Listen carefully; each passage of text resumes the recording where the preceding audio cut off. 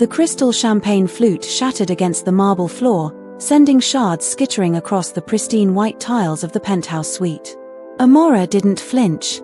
She stood perfectly still, her dark eyes locked on the elderly Korean woman seated across from her, whose face had gone from composed superiority to barely contained rage in the span of 3 seconds. "You dare refuse me?" Mrs. Kang hissed, her English sharp despite the accent. Behind her, 2 men in black suits shifted their weight, hands moving toward their jackets. Amora caught the movement in her peripheral vision but kept her focus on the matriarch. She'd learned in her 2 years with Jinwoo that showing fear to the Kang family was like bleeding in shark-infested waters. "I'm not refusing anything," Amora said, her voice steady, measured. "I'm simply telling you that your son's heart isn't for sale. And neither is mine." The briefcase sat open on the glass coffee table between them. $2 million in certified bank transfers, all made out in her name. All she had to do was sign the papers, walk out of Jinwoo's life, and never look back. Mrs. Kang had laid it out so simply, as if Amora were nothing more than a business transaction gone wrong, a mistake that could be corrected with the right amount of capital. "You don't understand what you're refusing," Mrs. Kang said, rising from her seat. She was a small woman, barely 5'2", but she carried herself with the authority of someone who'd spent decades commanding men who killed for a living. "This family has existed for 4 generations. We have survived wars, government crackdowns, rival syndicates. We did not survive by allowing outsiders to corrupt our bloodline." There it was. The word Amora had been waiting for. Outsider. Not a girlfriend. Not the woman your son loves. Outsider. She felt the familiar burn in her chest, the anger she'd swallowed 1,000 times growing up in Atlanta, the rage she'd learned to transmute into grace.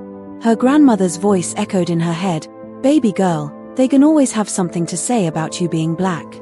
The question is, you can let it stop you."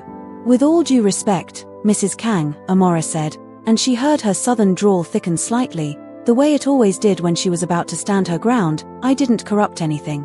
Your son chose me. I didn't chase him. I didn't seduce him. I didn't even like him at first, if we're being honest." That was true. When she'd first met Jinwoo at the International Trade Conference in Seoul 2 years ago, she'd thought he was just another arrogant rich boy playing gangster. She was there as a translator for a tech startup, trying to make connections, build her career. He'd approached her at the hotel bar, all sharp cheekbones and expensive cologne, and she'd shut him down so fast his friends had laughed for 10 minutes straight. But Jinwoo hadn't given up. He'd shown up at her hotel the next morning with coffee and an apology. Then he'd shown up at the conference with questions about her work, genuine interest in her opinions. By the 3rd day, she'd agreed to dinner. By the end of the week, she'd fallen for him so hard she forgot to be scared of what he represented. "My son is confused," Mrs. Kang said, waving her hand dismissively. "He thinks he loves you because you're different. Exotic. But love fades. Family is forever." "Exotic," Amora repeated, and she couldn't keep the edge out of her voice now. "Is that what you think I am? Some novelty he picked up?" "I think you're a complication," Mrs. Kang said coldly. "I think you're a distraction from his responsibilities. I think you're a woman who doesn't understand that what you're asking for is impossible. He cannot marry you. He cannot have children with you. He cannot build a life with you. The syndicate would never accept it. His father would disown him. His brothers would turn against him.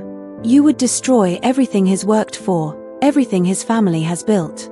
Amora felt her hands trembling and forced them still.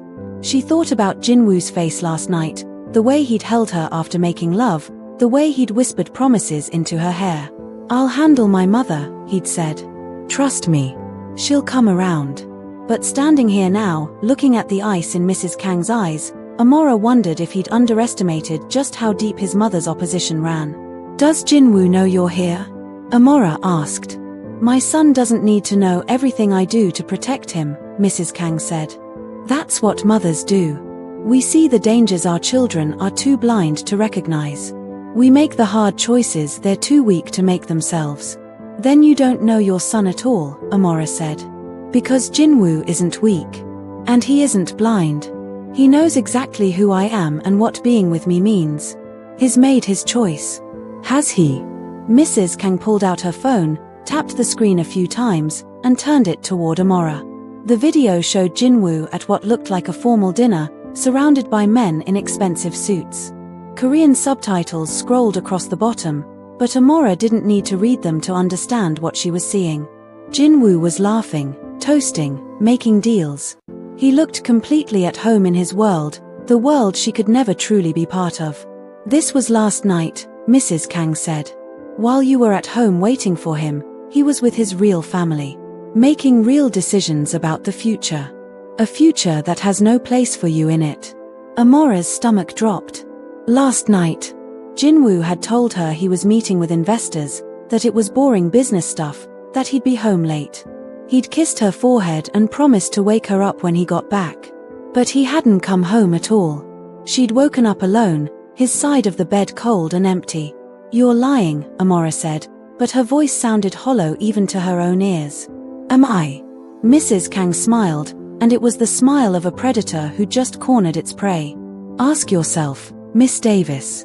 In 2 years, has my son ever brought you to a family dinner?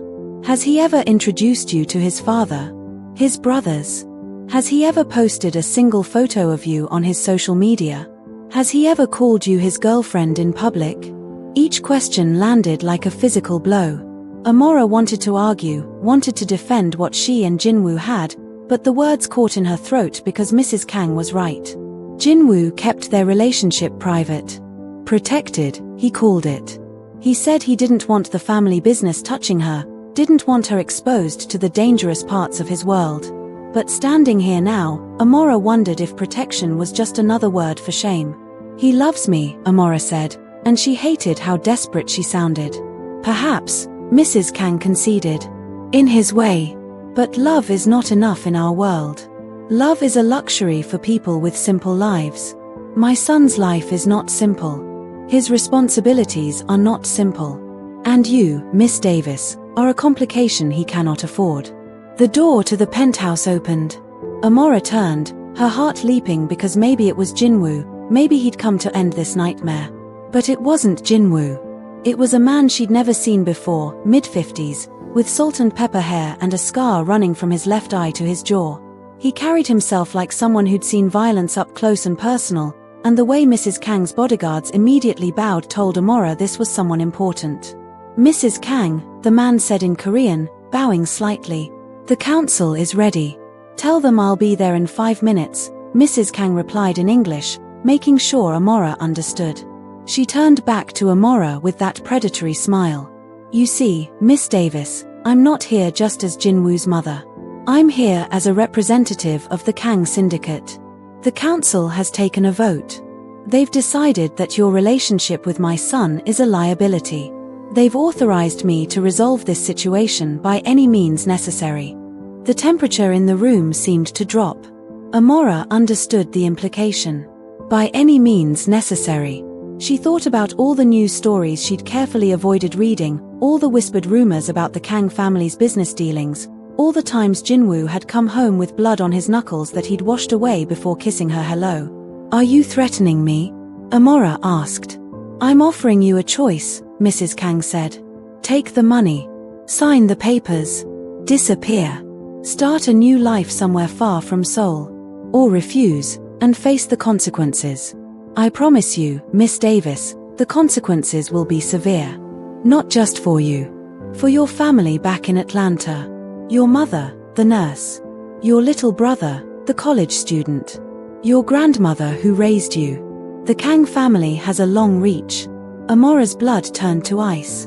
They'd researched her. They knew everything about her family. They'd turned her loved ones into leverage, into hostages she didn't even know she'd given them. Her mother's face flashed through her mind, her grandmother's laugh, her brother's smile. Could she really put them at risk for a love that Jinwoo himself seemed too scared to claim publicly? You're a monster, Amora whispered. I'm a mother, Mrs. Kang corrected. There's very little difference when it comes to protecting what's mine. She gestured to the briefcase. $2 million, Miss Davis.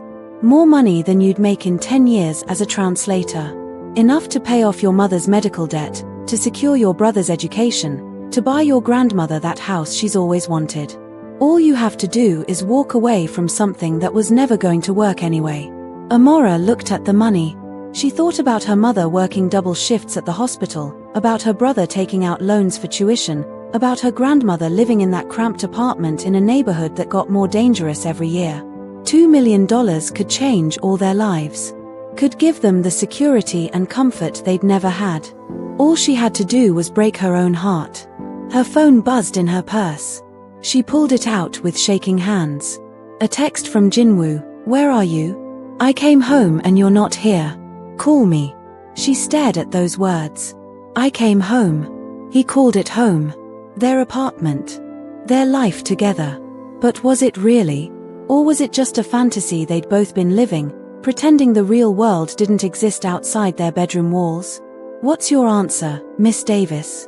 Mrs. Kang asked. The council is waiting. Amora looked at the woman who wanted to erase her from Jinwoo's life. She looked at the bodyguards who stood ready to enforce whatever decision was made. She looked at the briefcase full of blood money, the price the Kang family had placed on her love. And she thought about her grandmother's voice again, the woman who'd marched in Selma, who'd raised 3 kids alone after Grandpa died, who'd taught Amora that dignity wasn't something you could buy or sell. Baby girl, they can always have something to say about you being black. The question is, you can let it stop you. Amora closed the briefcase with a sharp click. She picked it up, walked over to Mrs. Kang, and set it down at the woman's feet. Here's my answer, Amora said. Mrs. Kang stared at the briefcase, then slowly raised her eyes to meet Amora's. For the first time since this conversation began, something flickered across the older woman's face. Not fear, exactly. But surprise. Maybe even a hint of respect, quickly buried beneath layers of cold calculation. You're making a mistake, Mrs. Kang said. Maybe, Amora replied. But it's my mistake to make. You can't buy me, Mrs. Kang. And you can't scare me into giving up the man I love. So here's what's going to happen. I'm going to walk out of here. I'm going to go home to Jinwoo. And I'm going to tell him everything that happened today. Every threat. Every bribe. Every word you said about me being an outsider who's corrupting your bloodline. He won't believe you, Mrs. Kang said, but her voice had lost some of its certainty. Won't he? Amora pulled out her phone. I've been recording this entire conversation. She hadn't been, but Mrs. Kang didn't need to know that. The bluff landed perfectly. The bodyguards moved forward, but Mrs. Kang held up a hand to stop them. You think you're clever, Mrs. Kang said softly. You think you've won something here. But you don't understand what you've done. The council doesn't accept defiance. They don't forgive disrespect. By refusing their offer, you've declared yourself an enemy of the Kang syndicate. Then I guess I'm an enemy, Amora said. Her heart was pounding so hard she thought it might break through her chest, but she kept her voice level. But I'd rather be your enemy than your victim. She turned to leave, and that's when Mrs. Kang spoke again, her voice like a blade sliding between ribs. My husband has already made arrangements, she said. Jinwoo is being sent to Tokyo next week. A promotion, officially. But really, it's to separate him from you. He'll be gone for 2 years. Maybe 3. And while he's gone, the family will find him a suitable wife. Someone from a good Korean family. Someone who understands our world. Someone who can give him children that won't shame our ancestors. Amora's hand froze on the doorknob. 2 years. 3 years. She tried to imagine that kind of separation, that kind of distance. She tried to imagine Jinwoo surrounded by women his family approved of, women who spoke his language, shared his culture, understood the unspoken rules of his world. Women who weren't complications. He'll fight it, Amora said. Will he? Mrs. Kang's voice was almost gentle now, the way a doctor's voice might be when delivering a terminal diagnosis. He's fought for you before, hasn't he? In small ways. Private ways. But has he ever truly defied the family? Has he ever chosen you over his obligations? His father told him to stop seeing you 6 months ago. Do you know what Jinwoo said? Amora's throat tightened. 6 months ago. That was around the time Jinwoo had become more secretive, more careful about their relationship. The time he'd stopped talking about the future, stopped making long-term plans. She'd thought he was stressed about work. But maybe it was something else entirely. He said he would handle it, Mrs. Kang continued. He said he would end things with you quietly, respectfully. He promised his father he would make the right choice. And yet here you still are. Do you know why? Amora didn't answer. Couldn't answer. Because my son is weak when it comes to you, Mrs. Kang said. He can't let go. But he can't commit either. So he's kept you in this limbo, this half-life where you're his secret but never his equal. Where you're his comfort but never his choice. And you've accepted it because you love him. Because you've convinced yourself that someday, somehow, things will change. Every word was a knife, and every knife found its mark because every word was true.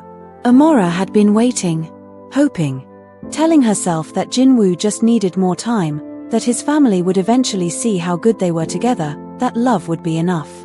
But standing here, listening to his mother dissect their relationship with surgical precision, she realized how naive she'd been. I'm giving you a chance to leave with your dignity intact, Mrs. Kang said. Take it. Because if you force my hand, if you make me resolve this situation the way the council wants me to, you won't like the outcome. And neither will Jinwoo. What does that mean? Amora asked. Mrs. Kang smiled, and it was the saddest smile Amora had ever seen. It means that if you truly love my son, you'll do what's best for him. And what's best for him is a life without you in it. The door burst open. Jinwoo stood in the doorway, his chest heaving like he'd run the entire way. His eyes swept the room, taking in his mother, the bodyguards, Amora's tear-stained face, the briefcase on the floor. His expression transformed from confusion to fury in seconds. Mother, he said in Korean, his voice deadly quiet. What have you done? What I had to do, Mrs. Kang replied in the same language. What you were too weak to do yourself. Jinwoo switched to English, his eyes never leaving Amora's face. Are you okay? Did they hurt you? I'm fine, Amora said, but her voice cracked on the last word. He crossed the room in 3 strides and pulled her into his arms. She wanted to melt into him, wanted to pretend this nightmare wasn't happening, but she made herself stay rigid. Made herself remember everything his mother had said. Made herself ask the question she'd been avoiding for months. Did you promise your father you'd end things with me? She asked quietly. Jinwoo's arms tightened around her. That was enough to answer enough. Jinwoo, she said, pulling back to look at him. Did you promise? It's not that simple, he said. It's a yes or no question. He looked away, and in that moment, Amora felt something inside her chest crack and crumble. All the hope she'd been carrying, all the faith she'd had in their future together, all the trust she'd placed in his promises. It all turned to dust. I was trying to buy us time, Jinwoo said desperately. I was trying to find a way to make them understand. To make them see what we have. But they're traditional, Amora. They don't change their minds easily.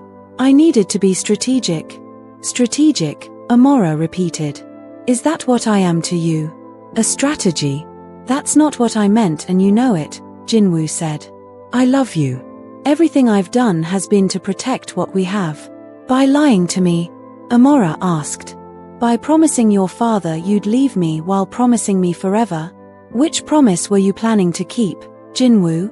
Both, he said. Neither. I don't know. I just knew I couldn't lose you. Mrs. Kang spoke up, her voice cutting through their argument. Jinwoo, you're embarrassing yourself. And you're embarrassing this family. End this now.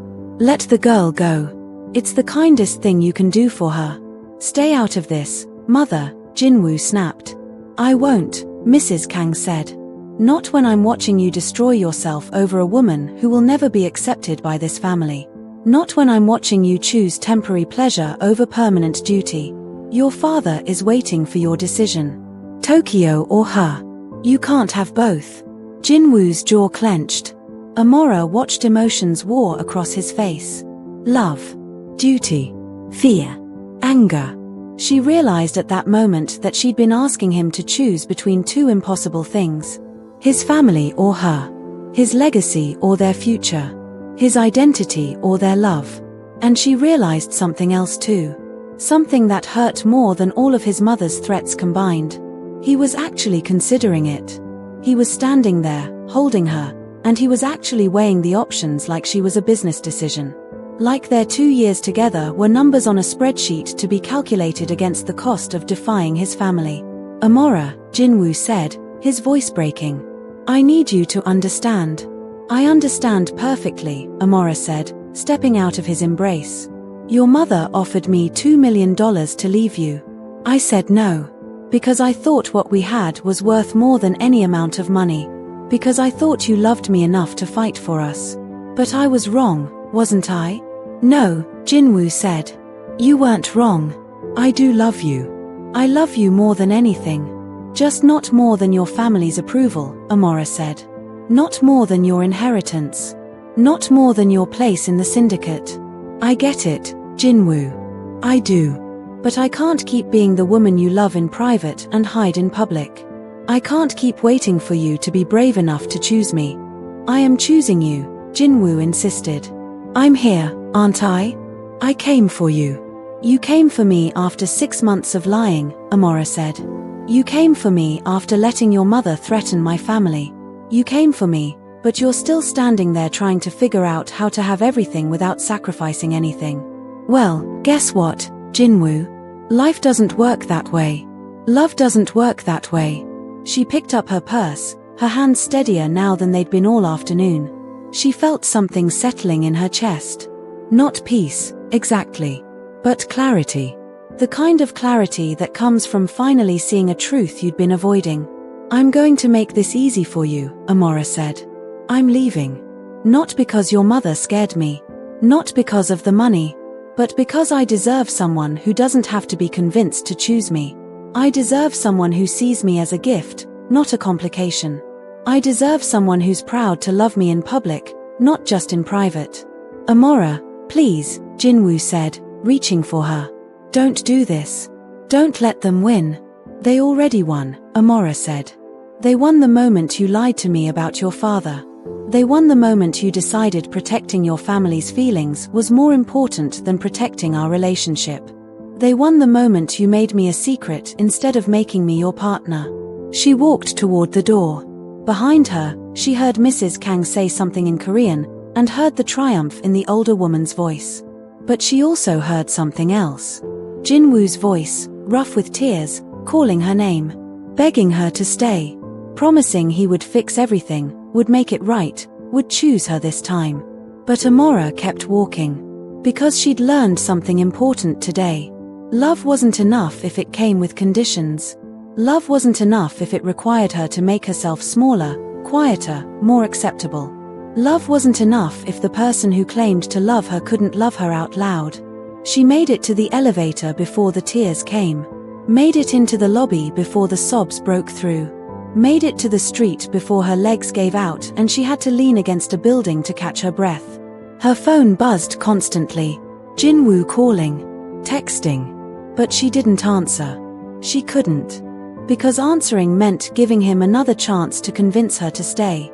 Another chance to make promises he couldn't keep. Another chance to choose his family over her while swearing he wasn't. And Amora was done accepting scraps of love from a man who had a feast to give but was too scared to serve it. She didn't know what happened next. Didn't know how she'd move on from the only man she'd ever truly loved.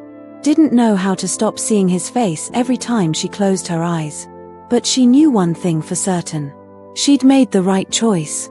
Even if it was breaking her heart. 3 days passed like a fever dream. Amora moved through the world like a ghost, packing her things from the apartment she'd shared with Jinwoo, fielding constant calls and texts that she couldn't bring herself to answer. Her friend Michelle had flown in from Atlanta the moment Amora called her crying, and now she sat on the couch watching Amora fold clothes with mechanical precision. You know you don't have to leave Korea, Michelle said carefully. You have a job here. Friends. A whole life you built. I can't stay in Seoul, Amora said, placing another shirt in the suitcase. Everything here reminds me of him. The coffee shop where we had our first real date. The park where he taught me to curse in Korean. The restaurant where he told me he loved me for the first time. I can't walk down the street without seeing our ghosts everywhere. Michelle nodded, understanding. So you're really going back to Atlanta? For now, Amora said. I need to be around my family. I need to remember who I was before Jinwoo. Before I made myself smaller trying to fit into his world. Her phone buzzed again. She glanced at it. Another message from Jinwoo. She'd stopped reading them after the first 20, but she could see the preview. Please let me explain. You don't understand what you... She deleted it without opening it. Michelle watched her with worried eyes. Has he tried to come here? Michelle asked. His mother probably has guards on him 24/7, Amora said bitterly. Can't have the heir to the Kang Empire chasing after the black girl who got away. The doorbell rang. Both women froze. Amora's heart started racing. She'd been half expecting, half dreading this moment. Jinwoo coming to make one last desperate plea. But when she opened the door, it wasn't Jinwoo standing there. It was 5 men in expensive suits. The one in front was the same scared man who'd interrupted her conversation with Mrs. Kang. Behind him, she could see more men positioned in the hallway, by the elevator, probably on every floor. Her stomach dropped. Miss Davis, the scarred man said in heavily accented English. I am Mr. Park, head of security for the Kang family. Mrs. Kang has sent me to ensure you leave Seoul safely. I don't need an escort, Amora said, trying to keep her voice steady. It was not a request, Mr. Park said, his tone polite but unyielding. The family wants to make certain there are no complications. No attempts at contact with Mr. Kang. No last-minute reconciliations. You will be escorted to the airport. You will board your flight. And you will not return to Seoul. Michelle appeared at Amora's shoulder. This is insane. You can't force her to leave the country. We are not forcing anything, Mr. Park said. We are simply providing assistance. Miss Davis has already made her decision to leave, yes? We are making sure that decision is honored. The implication was clear. They were making sure she didn't change her mind. Making sure Jinwoo couldn't change her mind. Making sure their son's complication was permanently removed. Fine, Amora said. Give me an hour to finish packing. You have 30 minutes, Mr. Park said. The car is waiting. He stepped into the apartment without being invited, his men fanning out to position themselves by the windows, the door, blocking every exit. Michelle grabbed Amora's arm. Call the police, Michelle whispered urgently. And tell them what? Amora whispered back. That the Kang family is escorting me to the airport. You think the police are going to go up against one of the most powerful crime syndicates in Korea? These people own half the city, Michelle. The police probably work for them. Michelle's face paled as the reality sank in. They were trapped. Not by locks or chains, but by power. The kind of power that made laws irrelevant and resistance futile. Amora finished packing in silence, her hands shaking as she zipped up the last suitcase. She looked around the apartment one final time. The bed where Jinwoo had held her after nightmares. The kitchen where they'd cooked terrible Korean Southern fusion meals together, laughing at their failures. The balcony where they'd watched the sunrise and made plans for a future that would never come. I'm ready, she said. The ride to the airport was suffocating. Mr. Park sat in the front passenger seat, watching her through the rearview mirror. Michelle held her hand in the back, squeezing tight enough to hurt. Amora stared out the window, watching Seoul blur past, wondering if she'd ever see this city again. Her phone rang. Jinwoo. Mr. Park turned in his seat. Don't answer, he said. I wasn't going to, Amora replied. But the phone kept ringing. Over and over. Jinwoo calling, getting voicemail, calling again immediately. The desperation in his persistence made something in Amora's chest ache. Part of her wanted to answer, wanted to hear his voice one more time, wanted to believe that maybe, somehow, he'd found a way to fix everything. But she knew better. She'd learned that lesson the hard way. They arrived at Incheon International Airport. Mr. Park's men moved with military efficiency, surrounding her as they walked through the terminal. People stared. Amora felt her cheeks burn with shame and anger. She wasn't a criminal. She wasn't a threat. She was just a woman who'd fallen in love with the wrong man. At the security checkpoint, Mr. Park handed her passport to one of his men, who walked it through some kind of expedited process. No lines. No waiting. Just efficiency and power greasing every wheel. "Your flight boards in 40 minutes, Mr. Park said. You will go through security now.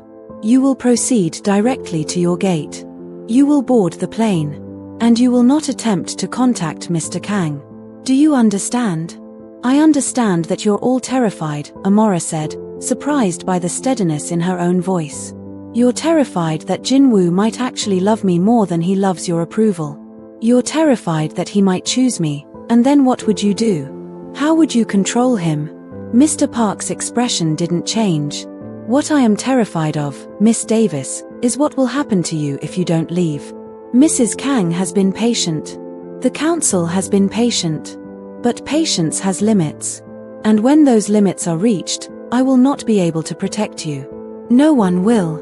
It was the closest thing to sympathy she'd heard from any of them. A warning dressed up as a threat. Amora looked at him, really looked at him, and saw something in his scarred face. Not cruelty. Just resignation. He was a man following orders, enforcing rules he probably didn't agree with but couldn't question.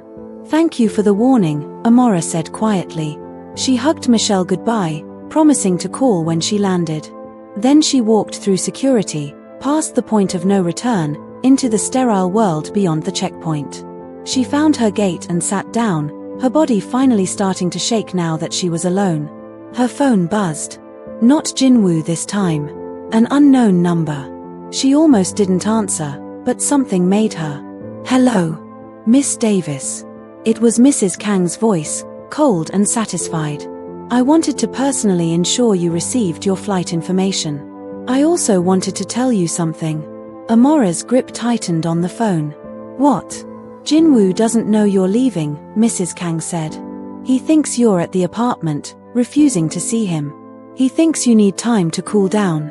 He has no idea that right now, you're sitting at the airport about to leave Korea forever. By the time he figures it out, you'll be gone." "Why are you telling me this?" Amora asked. "Because I want you to understand what you've lost," Mrs. Kang said. "My son would have come for you. Despite everything, despite all my warnings, despite knowing it would cost him everything, he would have come. He would have stood at your door and begged until you forgave him. He would have defied me, defied his father, defied the entire syndicate. For you." Amora's eyes filled with tears. "Then why did you stop him?" "Because love makes people stupid," Mrs. Kang said. "Love makes them throw away empires for pretty words and warm beds. Love makes them forget that passion fades but consequences last forever. I didn't stop him from being cruel, Miss Davis. I stopped him to save him from himself. From you. I never asked him to throw away anything," Amora said, her voice breaking.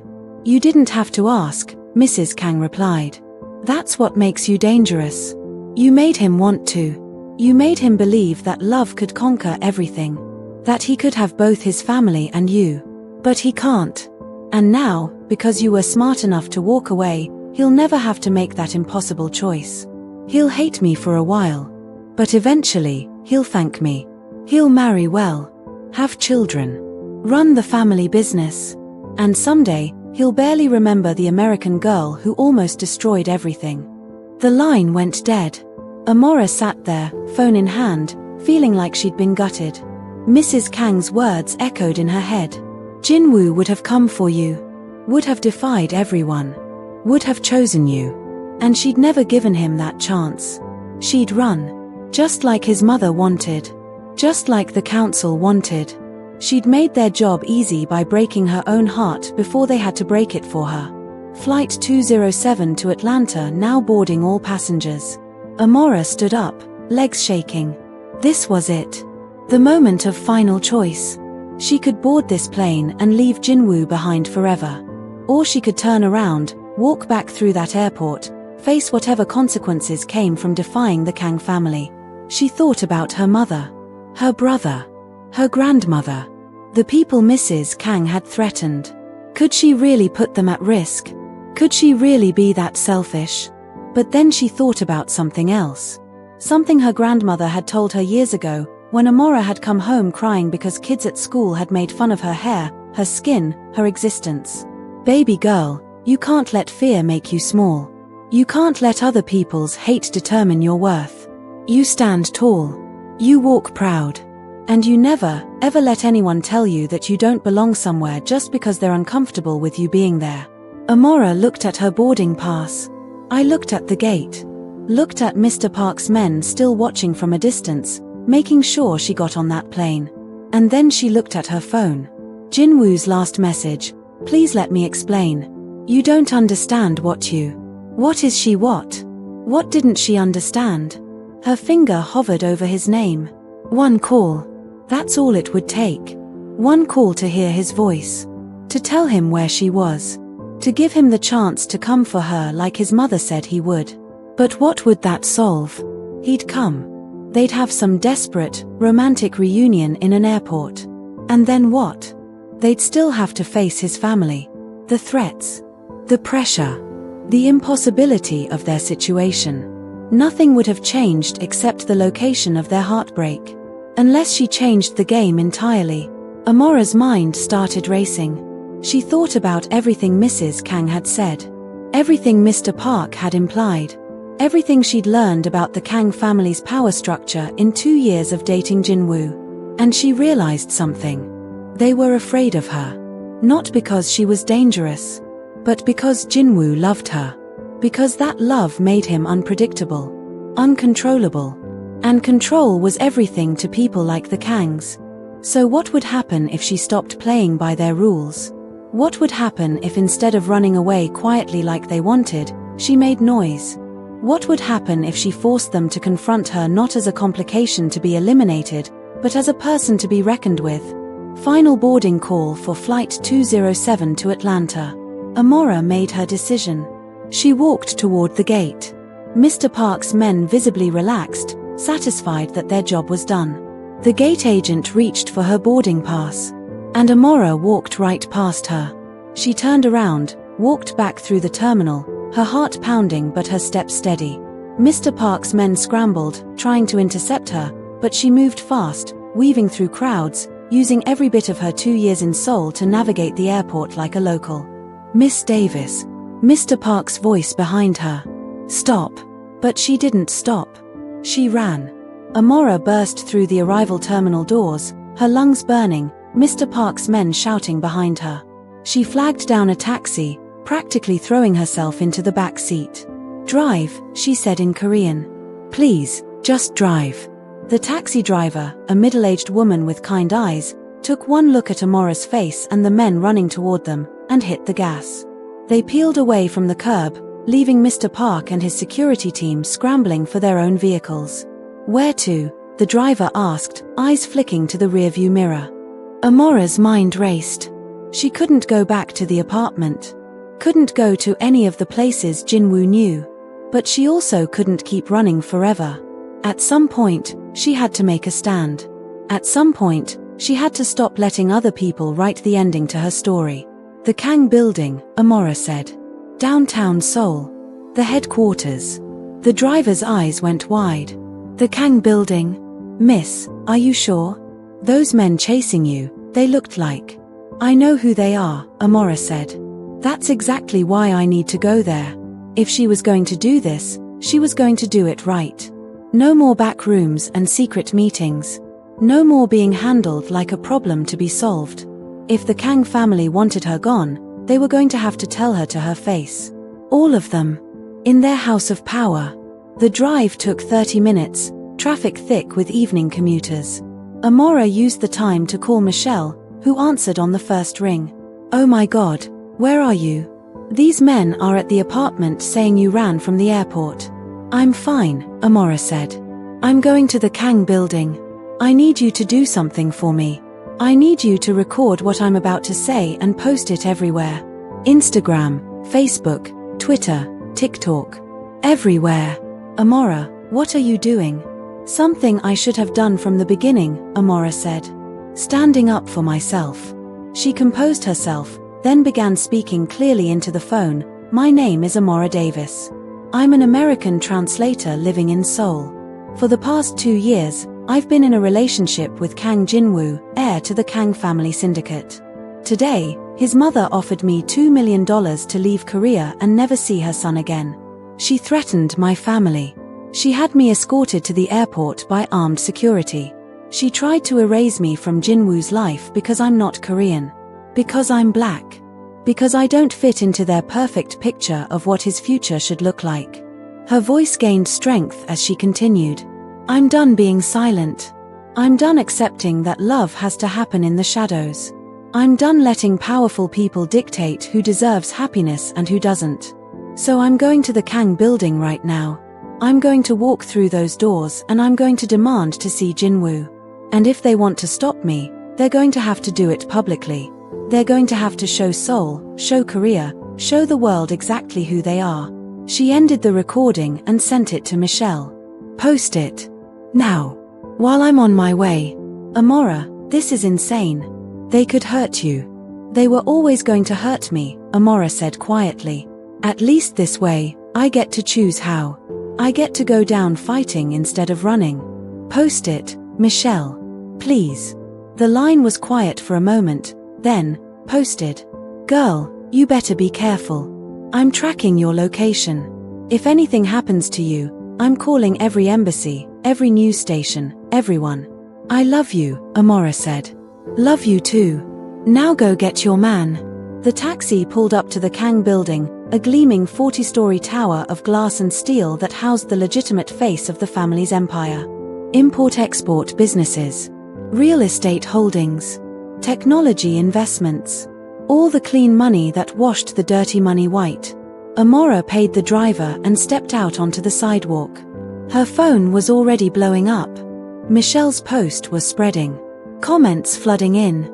People sharing it. The story is going viral in real time. She took a deep breath and walked through the revolving doors. The lobby was all marble and modern art, designed to intimidate. Security guards in crisp uniforms stood at every entrance. Behind the reception desk, 3 women in identical navy suits looked up as Amora approached. I'm here to see Kang Jinwoo, Amora said in Korean. The receptionist's professional smile faltered. Do you have an appointment? No. But I think he'll want to see me. Tell him Amora Davis is here. The receptionist's eyes widened in recognition. She'd clearly heard the name before. Probably in whispered conversations about the boss's son and his inappropriate relationship. She picked up the phone, spoke in rapid Korean too quiet for Amora to hear, then hung up. Someone will be down to escort you, she said, her tone suddenly cold. Amora waited, feeling the stares of everyone in the lobby. Security guards murmuring into radios. Office workers stopping to gawk. She checked her phone. Michelle's post had over 10,000 shares already. Comments in English and Korean. Some are supportive, some hateful. But all of them spread the story further. The elevator dinged. Mr. Park stepped out, his face thunderous. Miss Davis, he said tightly. You were supposed to be on a plane. Change of plans, Amora said. I want to see Jinwoo. That's not possible. Then I'll wait here, Amora said, sitting down in one of the lobby's leather chairs. I'll wait all night if I have to. And while I wait, I'll keep posting. Keep talking. Keep telling everyone about the Kang family's methods of dealing with inconvenient women. Mr. Park's jaw clenched. He spoke into his radio in rapid Korean. Amora caught words like situation and upstairs and containment. She kept her face calm even as her heart hammered against her ribs. Come with me, Mr. Park finally said. But understand, Miss Davis. You're walking into a room full of very dangerous people who are very unhappy with you right now. I've been in that room before, Amora said, standing. The difference is, this time I'm not leaving just because they tell me to. They rode the elevator in silence. Up to the 40th floor. Executive offices. The real seat of power. When the doors opened, Amora stepped into a world of dark wood and expensive art. Mr. Park led her down a corridor to a set of double doors. Whatever happens in there, he said quietly, I want you to know that I think you're very brave. Also very stupid. But brave. He opened the doors. The room beyond was a conference room with floor-to-ceiling windows overlooking Seoul. And seated around the massive table were the people who controlled the city below. Men in expensive suits. A few women in tailored dresses. At the head of the table sat an elderly man with silver hair and cold eyes. Jinwoo's father, Mr. Kang. And standing by the window, his back to the room, was Jinwoo himself. He turned when she entered. Their eyes met. She saw everything in his face. Relief, anger, fear, love. He started toward her, but his father's voice cracked like a whip. "Sit down, Jinwoo." Jinwoo froze. The internal war played out across his features. But he Saturday. And Amora felt something break inside her chest all over again. Even now, even with her standing right there, he obeyed. "Miss Davis," Mr. Kang said in perfect English. "I understand you've made quite a scene." "I have," Amora agreed, walking further into the room. She refused to be cowed by the weight of their collective stare. "Your wife tried to buy me. Your security tried to force me onto a plane. So yes, I made a scene. I made sure the whole world is watching now." "A foolish move," Mr. Kang said. "Social media posts can be deleted. Stories can be buried. You have no power here. Don't I?" Amora pulled out her phone, showed them the numbers still climbing. 50,000 shares now. International news outlets picked it up. Hashtags trending. "You can't bury this without making it worse. You can't make me disappear without everyone asking questions. I've made myself too visible to eliminate quietly." Mrs. Kang stood up, her face livid. "You think you're clever? Do you think this changes anything?" "It changes everything," Amora said. "Because now Jinwoo gets to make his choice publicly. In front of all of you. In front of Seoul. In front of the world. He doesn't get to hide anymore. And neither do you." She turned to face Jinwoo. He was staring at her with an expression she couldn't read. She took a deep breath. "You told me once that you loved me more than anything," she said. "But you never proved it. You kept me hidden. Kept us secret. Let your family believe they could control you through me. Well, I'm done being your secret, Jinwoo. I'm done being the woman you love in private but can't claim in public." "Amora," he started. "No," she cut him off. "I'm not finished. I came here because I deserve better than what you've given me. I deserve someone who's proud to love me, who doesn't care what his family thinks or what society says, who sees me as a partner, not a problem to be managed." She felt tears sliding down her cheeks but didn't wipe them away. Let them see her cry. Let them see what their prejudice, their control, their fear had done. "I love you," she continued, her voice shaking but strong.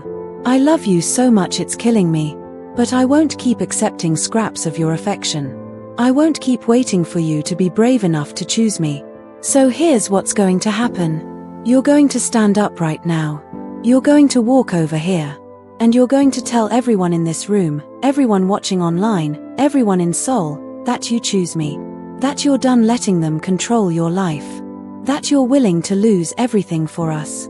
The room was dead silent. Jinwoo sat frozen, his hands gripping the table. His father watched with cold calculation. His mother's face was a mask of fury. The other council members looked uncertain, waiting to see how this would play out. "Or," Amora said, her voice breaking completely now, "you're going to sit there. You're going to let them win. And I'm going to walk out of this building, out of your life, forever. But at least I'll know. At least I'll have my answer. At least I'll know that I was brave enough to fight for us, even if you weren't." Jinwoo stood up slowly. His father barked something in Korean, a command, but Jinwoo ignored him. He walked around the table, each step deliberate, purposeful. Amora's heart felt like it might explode. He was coming to her. He was actually coming to her. He stopped in front of her, close enough to touch but not touching. His eyes searched her face like he was memorizing every detail. "You know what they'll do," he said quietly. "If I choose you. If I defy them publicly like this. You know what it will cost." "I know," Amora said. "I'm asking you to pay it anyway. They'll disown me. Cut me off. Everything I've worked for, everything I was supposed to inherit. Gone. I know. My brothers will become my enemies. My mother will never forgive me. My father will erase my name from the family registry. Jinwoo, Amora said, reaching up to touch his face. I know. And I'm still asking. Because if you're not willing to lose all of that for me, then we never had anything real to begin with. He closed his eyes, leaning into her touch. Behind them, his father stood up. Jinwoo, if you walk out of this room with her, you are no longer my son. You are no longer a Kang. You will have nothing. Be nothing. Jinwoo opened his eyes. I looked at his father. Then I looked back at Amora. And smiled. It was the first real, unguarded smile she'd seen on his face in months. Then I guess I'm nothing, he said. He took her hand, laced their fingers together, and turned to face his family. I chose her. I choose us. I choose a life where I don't have to hide the person I love. Where I don't have to apologize for my heart. Where I don't have to sacrifice my happiness for your approval. His voice grew stronger, louder. You taught me that family was everything. That loyalty was everything. That duty was everything. But you were wrong. Love is everything. And I love this woman more than I love your money, your power, your name. So keep it all. I don't need it anymore. Mrs. Kang made a sound like she'd been physically struck. Mr. Kang's face turned to stone. The council members erupted in angry Korean, shouting over each other. But Jinwoo just held Amora's hand and walked toward the door. Wait, Mr. Kang's voice cut through the chaos. Jinwoo stopped, turned. His father looked older suddenly, the weight of the moment aging him in real time. If you leave now, there's no coming back. No reconciliation. No forgiveness. You understand this? I understand, Jinwoo said. Goodbye, father. They walked out together, hand in hand, leaving the chaos behind. In the elevator, Amora finally let herself shake, let the adrenaline and fear and relief wash over her. Jinwoo pulled her close. I'm sorry, he whispered into her hair. I'm so sorry I wasn't brave enough before. I'm sorry I let them make you feel like you weren't worth fighting for. You're fighting now, Amora said. That's what matters. The elevator doors opened to the lobby, and Amora gasped. Because it was filled with people. Not security. Not staff. Regular people. Young people. Holding phones. Filming. Some held signs that said things like "Love wins" and "Stand with Amora" in English and Korean. They'd come because of her post. They'd come to witness this moment. They'd come to support two people choosing love over fear.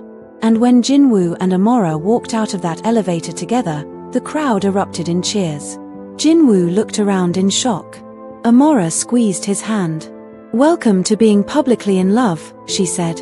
It's scary and messy and complicated. But it's real. It's ours. And no one can take it away from us ever again. He kissed her then, in front of everyone, cameras flashing, people cheering. He kissed her like he was claiming her, not as a secret or a complication, but as his choice. His partner. His equal. His queen. When they finally broke apart, breathless and grinning, Amora pulled out her phone and went live on Instagram. Thousands of people joined immediately. Hi everyone, she said, her voice still shaky but happy. I'm Amora Davis. And this is Kang Jinwoo. We're in love. We just lost everything. And we've never been richer. Jinwoo wrapped his arms around her from behind, kissed her temple, waved at the camera. Hi world, he said. My name is Jinwoo. I'm unemployed, probably disowned, and completely broke. But I'm with the woman I love. And that makes me the luckiest man alive. The comments exploded. Love and support pouring in from around the world. Amora felt tears streaming down her face again, but this time they were happy tears. She'd been willing to lose Jinwoo to find herself. And in finding herself, in standing up for her worth, she'd won him back. Not the version of him that was afraid and torn, but the version of him that was free. So what now?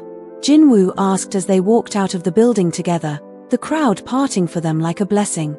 Now, Amora said. Now we figure it out together. We find jobs. Find a new apartment. Build a life that belongs to us, not to your family's legacy. It won't be easy. It might even be hard. But it'll be ours. I like the sound of that, Jinwoo said.